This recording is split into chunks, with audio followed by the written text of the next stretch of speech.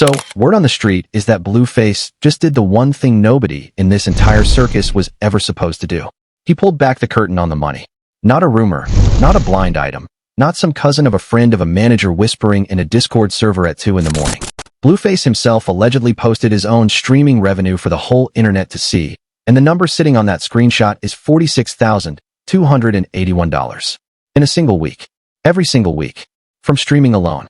And baby, once you see that number, you can never look at anything Blueface and Chrisean Rock do the same way ever again. Because that number is not just income. That number is a confession. That number is the smoking gun that explains every tear, every fight, every reunion, every single circus act we have all been force-fed for months on end. So settle in, lock in, and do not touch that dial. Because we are about to break down exactly what is really going on behind these clips. And trust me when I tell you, what is underneath is so much uglier than anything that has ever made it to your timeline. Because here's the thing, y'all. When you do the math on $46,000 a week, and we are going to do that math together in just a moment, you are looking at roughly $2.4 million a year flowing directly into Blueface pockets off the back of live streams alone. Not music, not features, not touring, live streams. And where does the fuel for those live streams come from? It comes from chaos. It comes from screaming matches in cramped hotel rooms. It comes from public humiliations timed perfectly for peak viewing hours. And it comes, most disturbingly of all, from a 3-year-old child who cannot walk on his own being placed directly in the middle of the frame while his parents perform their relationship breakdown for a paying audience. The streets have been saying for a long time that Blueface and Chrisean treat their entire existence like a reality show with no writers, no producers, and absolutely no moral floor. And now we allegedly have the receipts that confirm the exact incentive structure sitting behind the entire production. They are not stumbling into controversy by accident. Controversy is not the byproduct. Controversy is the business model. It is the whole factory. And if you think that sounds harsh, just wait, because the details only get more disturbing from here. In fact, before we even touch the new footage, let me paint the stakes clearly, because the stakes are the entire story. When Blueface posts a number like $46,000 a week, he is not just flexing for his followers. He is publishing the price tag of every single thing his family does in public. From this moment forward, every clip of Blueface and Chrisean Rock laughing together has a dollar amount attached. Every tear Chrisean Rock cries on camera has a dollar amount attached. Every appearance that child makes in a frame has a dollar amount attached. And once you understand that, the question stops being, why are they like this, and becomes, why would they ever stop being like this? Because $46,000 a week is not a paycheck. It is a golden cage.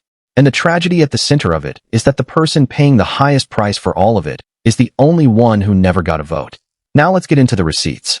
Let's start with the screenshot itself, because the screenshot is where this whole story detonates. Blueface allegedly leaked his own streaming dashboard, and that dashboard reportedly showed over $46,000 in weekly revenue. Now, initially, people looked at the subscriber count displayed on that page and saw what appeared to be 966 paid subscribers and thought, okay, that is wild, but at least it is manageable. At least it is a few hundred people making a bad decision. Except no. Look closer. Look again. That is not 966. That is 9,600 people. 9,600 individual human beings scattered across this planet are allegedly paying $5 a month, every single month, to watch Blueface sit in front of a camera and let his life combust in real time. Now do the math on that with me.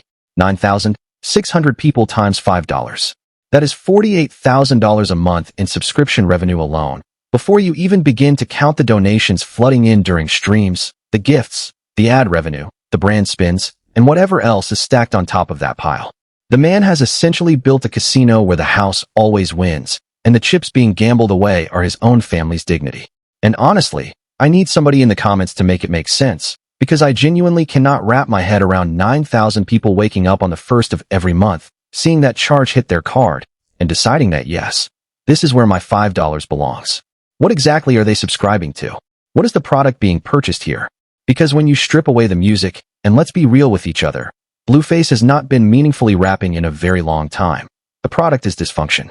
The product is the spectacle of watching two adults weaponize each other, weaponize their history, and weaponize their child for engagement. That is what is being monetized. That is what 46 grand a week actually buys. You are not paying for entertainment in any traditional sense. You are paying admission to watch a slow-motion car crash that never actually finishes crashing. because a finished crash stops generating revenue. And before we move on, let's be crystal clear about something, because I can already hear the defenses loading up in the comment section. Nobody is saying these two sat down at a kitchen table one morning with a whiteboard and mapped out a scheme to exploit their baby. That is not how this kind of machine works. It is worse than that, actually, because it is organic. They simply noticed, at some point along the way, that the worse things got, the more people watched. That every hospital headline, every court date, every public screaming match produced a spike. And like anybody standing next to a slot machine that keeps paying out, they kept pulling the lever. The child did not become content by design. He became content by market feedback. And in some ways, that is the most chilling version of this story there is, because a scheme can be stopped. A feedback loop just keeps feeding itself. But anyway, honey, the money is only the foundation of this story. What they chose to build on top of that foundation this past week is where it goes from greedy to genuinely uncomfortable to sit through.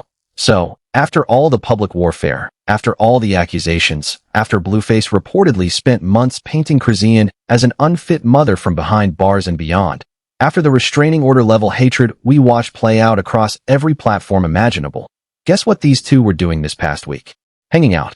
Together.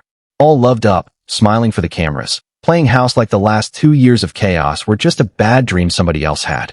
There are so many clips of them floating around the internet right now, and the vibe in every single one of them is exactly the same. Chrisean is giddy. She is giggling.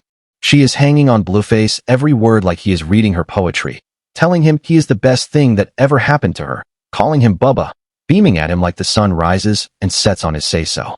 And Blueface is just sitting there soaking it all up, kissing her on camera, playing the role of the doting partner, even though, and I need everybody to hold on to this detail tightly, he has another child on the way with another woman.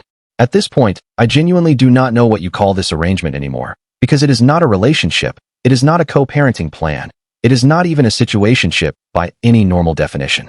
It is some kind of open-air emotional swap meet where everyone is involved with everyone. Nobody knows whose name is on which lease, and the only stable, consistent, reliable thing in the entire equation is the revenue stream humming away in the background. And look, I already know what some of y'all are typing right now. You are going to say, maybe they worked it out, maybe people deserve second chances, maybe this is what growth looks like, maybe love is messy. Girl, please. This is not growth. Growth does not come with a camera crew and a payout schedule. This is a content cycle. Because the moment you understand that $46,000 a week is sitting on the line, every single one of these soft focus reconciliation clips stops looking like romance and starts looking like inventory being stocked on a shelf. They are not rebuilding a family. They are restocking a storefront. Every kiss is a product. Every cuddle is a thumbnail. Every, I love you, Bubba, is a deposit hitting an account. The relationship is not the story. The relationship is the set design. Now here is where it goes from cynical to flat-out shameless. Because in the middle of this whole reunion tour, Chrisean decided that the time had come to rehabilitate her image as a mother. And the way she went about it tells you absolutely everything you need to know about where her head is actually at. She got on camera, she gathered her audience, and she launched into this long, winding speech about how attentive she is to her son, how she feeds him, how he has therapy, how he has this special walker that is specifically designed to work on his balance and strengthen his legs and his joints and his muscles. And then, y'all, she said the quiet part directly out loud into a live microphone. She said she doesn't broadcast any of it. She asked the camera, should I? And then she answered her own question, telling everybody that she will one day. Sit with that for a second.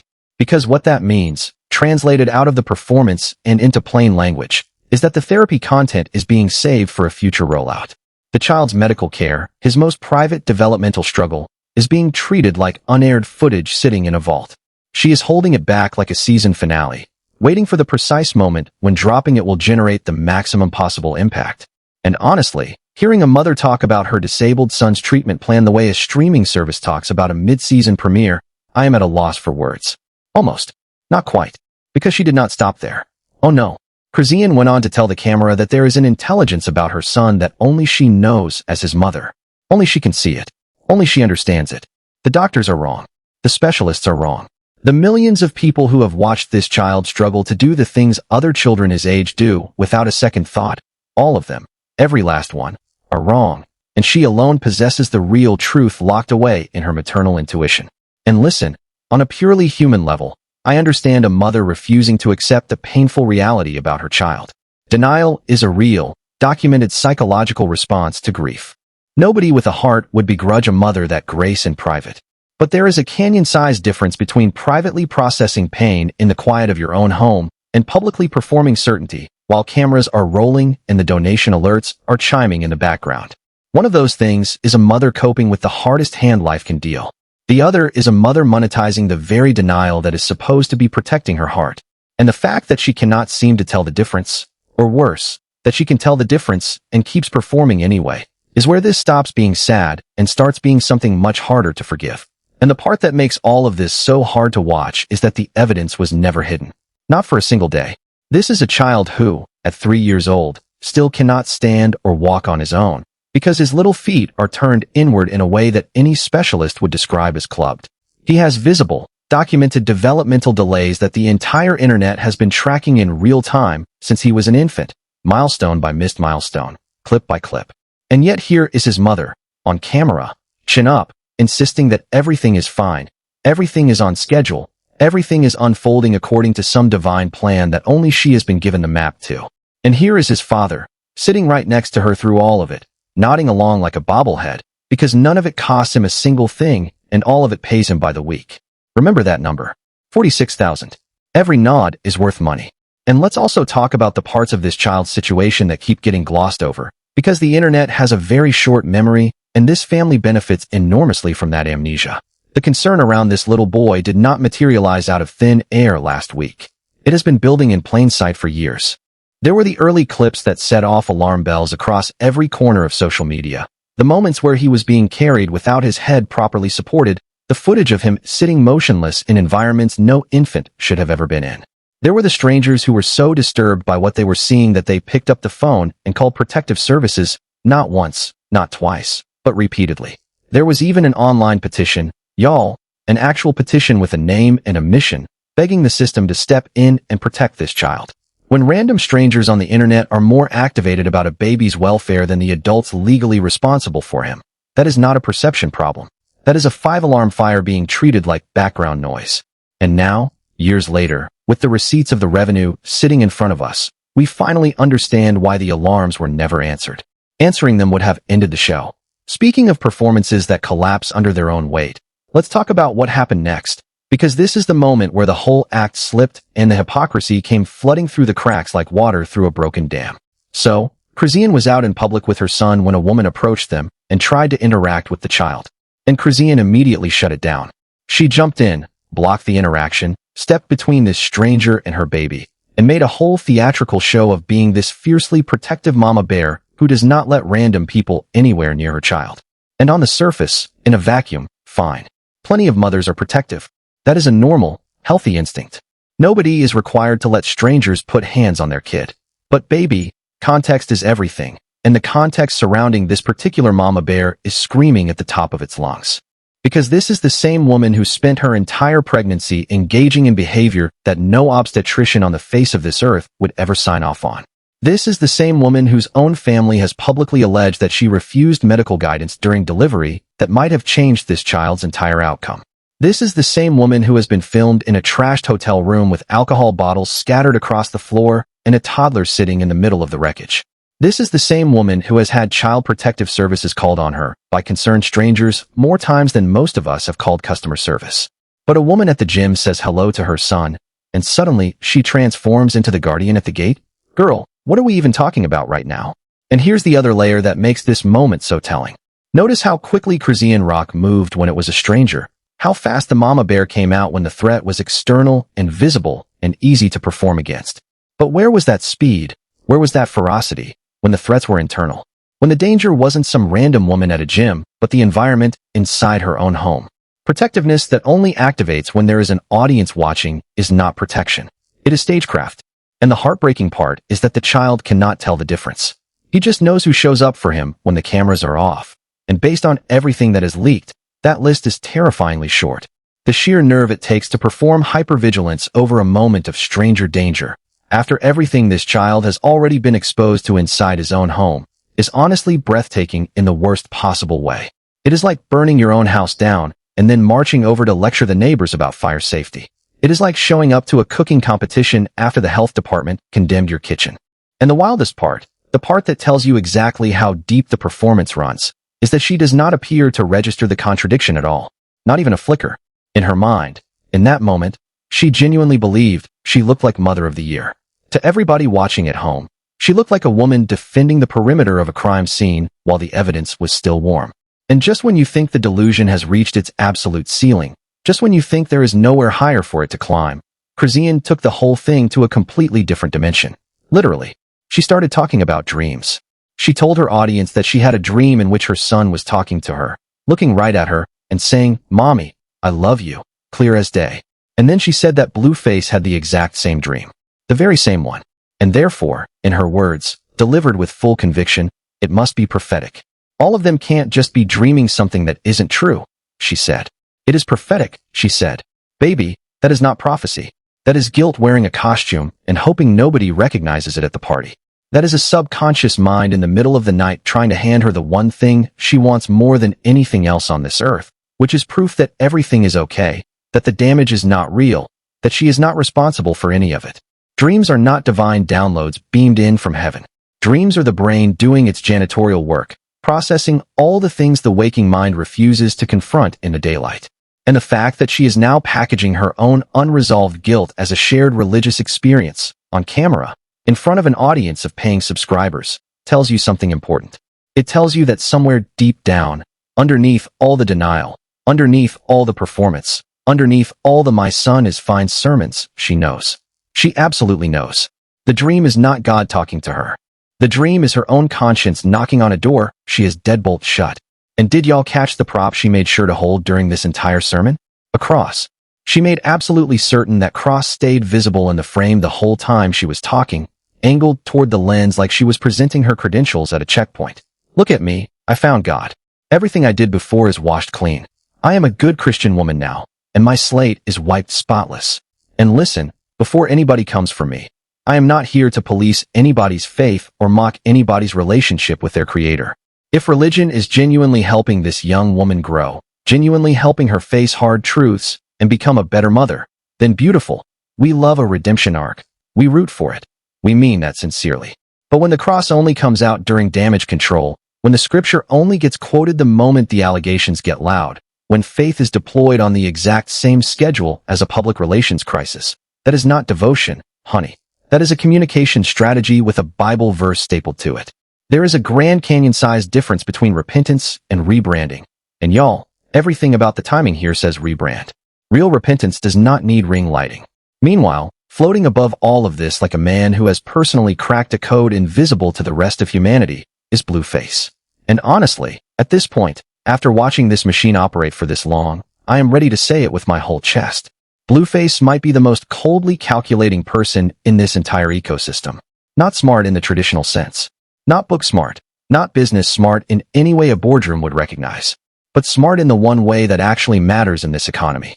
He understands, at a bone-deep instinctive level, that attention is currency and dysfunction is the mint where that currency gets printed. He doesn't rap anymore, and here is the beautiful, terrible part. He doesn't need to. He has figured out that all he has to do is exist in the middle of 3 or 4 women who are willing to set their own lives on fire for proximity to him. And the money just rains down like weather. He is not a participant in the chaos. Understand that. He is the landlord of the chaos. He owns the building the chaos lives in, and he collects rent on every single meltdown that happens inside it. Think about what that actually means for a second, because it explains everything else in this story. There is no version of this situation where the chaos stops voluntarily, because stopping the chaos means stopping the income. Peace is a pay cut. Therapy is a pay cut. Stability is a pay cut. Privacy, actual co-parenting, actual healing, actual accountability, every single one of those things is catastrophically bad for business. So the business doesn't get them. The child doesn't get them. The women don't get them. The only thing that is allowed to grow in this entire ecosystem is the subscriber count, because the subscriber count is the only crop being farmed. And if you want proof of how little any of the emotion actually means to him, you do not have to look any further than what happened when the weekend ended. Chrisean found out that Blueface was heading back home to Nevaeh, his other baby mother, the one he is allegedly expecting yet another child with, and she broke down. Completely. Not a little misty-eyed moment. A full breakdown. Tears streaming down her face. Voice cracking apart. genuinely devastated that their little fantasy weekend was over and reality was pulling up outside to collect him. She stood there asking him what they were even doing, like she wanted him to rewrite the ending right there on the spot. And what was Blueface doing while she cried in front of him? Standing there, flat, unbothered, tossing out a half-hearted, "Yeah, I feel you," with all the emotional depth of a customer service chatbot apologizing for a delayed shipment. He was not comforting a woman he loves. He was wrapping up a shift. The content was captured, the clips were in the vault, the weekend episode had its emotional climax, and now it was time to clock out, drive across town, and go be somebody else's storyline for a few days. He didn't leave a woman. He left a set. That right there is the part that should genuinely chill you. Not the tears. Tears are easy. The stillness is what's terrifying. Because a man who loved that woman, or even liked her, or even just respected her on a basic human level as the mother of his child, would not be physically capable of standing there that cold while she fell apart. You cannot fake warmth. And the truly scary thing is that Blueface was not even trying to fake it. He didn't bother. And why would he? He has learned that he doesn't have to perform emotion anymore. The cameras do the work. The women do the work. All he has to do is show up and exist in the frame. And the people around him will generate all the drama, all the tears, all the screaming, all the storylines the audience could ever possibly want. He has essentially outsourced his entire content strategy to other people's heartbreak. He contributes nothing but his presence, and his presence is the prize everyone else fights over. It is, and I do not use this phrase lightly, an evil genius business model. But hold on, because the story takes a hard left turn from sad straight into the bizarre. When Blueface walked back through the door at Nevaeh's place after his little weekend getaway with Chrisean, what did this man find waiting for him? His current girlfriend in the middle of what can only be described as some kind of ritual. Candles burning. Strange items laid out across the room. A Gatorade bottle being used for a purpose that nobody, and I mean nobody, has been able to identify. And Nevaeh in the middle of it all, deep in the zone of whatever practice this was supposed to be. Blueface walked in, took one look at the scene, and his whole body said absolutely not. He wanted no part of it. When she allegedly invited him to come join her, this man nearly left skid marks on the floor getting out of there. He was ready to grab his things, grab his friend, and abandon the entire premises like the building was on fire. Now, to be fair, and I want to be fair here, whatever Nevaeh was doing in that room is ultimately her own business. People are entitled to their spiritual practices, whatever shape those practices take, and nobody is required to explain their faith to a camera. But y'all have to admit, the optics of this entire situation are absolutely unreal when you step back and look at the full picture. One baby mother crying over him on camera like it is the season finale of a telenovela. Another one allegedly in a candlelit room conducting rituals with a sports drink as a central prop. A rotation of women orbiting around one man like moons around a planet that doesn't even rotate for them. And Blueface ping-ponging between all of it with cameras in tow and $46,000 a week landing in his account like clockwork. This is not a love life. This is a content farm. Every woman in this man's orbit is essentially an unpaid cast member in a show she doesn't even realize she is auditioning for. And the only person cashing the checks at the end of every single week is the one who contributes the absolute least to the production. He doesn't write. He doesn't direct. He just shows up and gets paid. And can we take a second to acknowledge the quietest scandal inside this entire circus, which is how quickly the internet forgets the things that are supposed to matter. It was not that long ago that there was a whole investigation-adjacent conversation swirling around this family, the kind of serious, heavy allegations that would end most public careers on the spot. And what happened to all of that? Nothing. It evaporated. The timeline moved on. The next scandal dropped. The next clip went viral, and the heavy stuff got buried under a mountain of fresh content like it never happened. That is the other superpower this operation has. Not just the ability to generate attention, but the ability to outrun accountability simply by never going quiet. Accountability requires a pause. It requires a news cycle to sit still long enough to focus. And this family never, ever lets the cycle sit still. Every time the conversation drifts towards something that could actually carry consequences, boom, here comes a reconciliation, here comes a breakdown, here comes a ritual in a closet, and the whole internet turns its head like a dog hearing a bag of treats. It is not luck. It is pace. They flood the zone faster than consequence can swim. And honestly, when you zoom all the way out, the darkest realization of all might be this one. Blueface does not need Chrisean Rock to be well. He does not need her to heal, to grow, to get clarity, to find peace. In fact, every single one of those outcomes is a threat to the business model. A healed Chrisean Rock is a boring stream. A stable Blueface household is a canceled show. So the machine quietly, relentlessly incentivizes the exact opposite of recovery for everyone inside it. And it pays out $46,000 a week as a reward for staying broken. That is not a family with problems. That is a business whose raw material is problems. There is a difference, and once you see it, you cannot unsee it. And through all of this, the tears, the rituals, the reconciliation clips, the cross-holding sermons, the gym confrontations, the prophetic dreams, there is one person who never, ever gets a line in this script. The child. The little boy sitting at the center of the entire machine. The one whose tiny turned-in feet and delayed milestones have been documented, debated, diagnosed by strangers, and monetized by millions since before he could even hold his own head up. He did not choose any of this. He did not choose parents who treat his medical reality like a plot twist in a soap opera.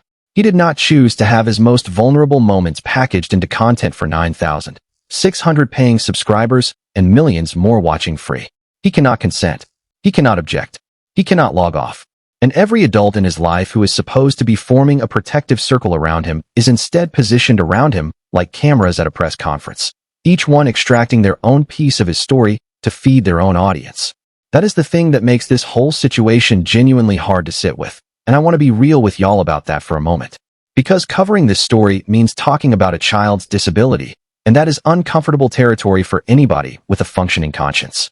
I have hesitated over it myself, but the discomfort is exactly the point. The story was never really about what this child can or cannot do. The story is about two adults who looked at their son's challenges and saw, before they saw anything else, a revenue opportunity. The story is about a father who allegedly leaked his own financials like it was a championship trophy, seemingly without a single flicker of awareness that what he was actually holding up was a receipt for the exact thing everybody had been accusing him of all along. $46,000 a week. That is not a salary. That is a motive. Every tear, every fight, every reconciliation, every sermon, every single frame of content this family produces is manufactured inside that number. Nothing is accidental. Nothing is spontaneous. It is all inventory. And the really twisted part, the part that should make every single one of us sit quietly with ourselves for a second, is that the machine runs on us. On the viewers. On the 9,600 people paying $5 a month like it is a utility bill.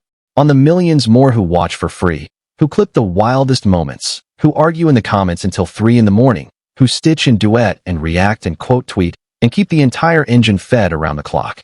Blueface and Chrisean are all over everybody's feeds right now, and it is not because the algorithm has some personal vendetta against your peace of mind. It is because we keep watching. Every view is a vote. Every donation is a green light. Every comment, even the outraged ones, especially the outraged ones, tells the system to push this family further and higher. Outrage spends exactly the same as adoration. That is the dirty secret of this whole economy. They have figured out that there is no such thing as bad attention, only unpaid attention, and they have made absolutely certain that not one single drop of theirs goes unpaid. And I will be completely honest with y'all, because you deserve honesty after sitting through all of this with me. I do not see the exit. I have sat with this story, turned it over, looked at it from every angle, and I genuinely cannot find the off-ramp. What would it even take to stop this? They are not breaking any laws by broadcasting their own dysfunction. The platforms are never going to deplatform their most reliable engagement machines, because engagement pays the platform's bills too. The audience is not going to look away, because audiences never look away, not from this. And even if consequences eventually came knocking, even if the legal troubles and the investigations that have swirled around this family for years ever actually landed a blow, history tells us exactly what would happen next. The comeback stream would break records the day either of them logged back on. Absence does not kill this kind of fame. It marinates it. It lets the legend grow in the dark. They would walk back out to a bigger audience than the one they left behind, with a redemption storyline already written for them by the public's short memory. That is how the machine is built. They know it, and that is precisely why they are never, ever going to stop on their own. So at the end of the day, what are we really watching here? Are we watching a family in crisis? Or are we watching a company with a very unconventional product line? Because when the father is leaking his revenue like a trophy, when the mother is treating therapy like unaired footage and guilt like prophecy, when girlfriends are rotating through the frame like recurring cast members on a long-running series, and a 3-year-old's medical reality is the central hook holding the entire storyline together, I honestly do not know how you call that anything other than a business. A brutal business. A relentless business. A shockingly, obscenely profitable business, where the overhead is a child's well-being and the return is $46,000 a week, every week, like the male. And now I want to hear from y'all, because this one has layers on layers. Do you believe Blueface is the cold, calculated architect of this entire operation? Or is he just a guy who stumbled backward into a gold mine and is now too far gone to climb back out? Do you think Chrisean is a mother in genuine, heartbreaking denial, doing the best she can with the tools she has? Or is she fully aware of exactly what she is doing every single time she turns that camera on and finds her light? And the biggest question of all, the one nobody in this conversation wants to answer: where do you stand on the 9,600 people funding all of it? Are they just entertained spectators buying a ticket to a show? Or are they shareholders in everything that happens to that little boy? And one more thing before y'all run to the comments. Think about who the audience is actually protecting when they look away. It is not Blueface. Blueface will be fine either way. $46,000 a week buys a lot of cushion. It is not Chrisean Rock either. Not really. Because she at least has a voice and a platform and a choice. The person with no voice, no platform, and no choice is the little boy learning to take his first steps on feet that the world has already turned into content. Whatever side of this debate you land on, just make sure he is somewhere in your answer. Sound off in the comments section below, because I read every single one of them. And something tells me this conversation is about to get heated. And if you thought this situation was messy, wait until you hear what has allegedly been going down behind the scenes with the rest of this family. Because trust me, y'all are not ready for that one. Click that next video, and I will see you over there.